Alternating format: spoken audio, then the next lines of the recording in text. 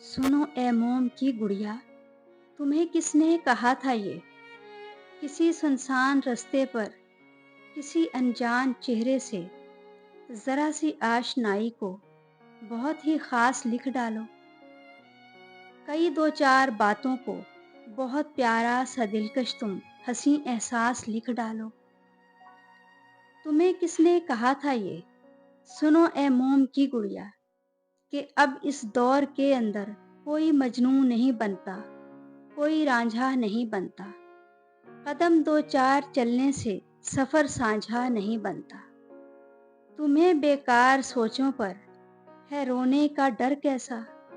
जिसे पाया नहीं तुमने उसे खोने का डर कैसा?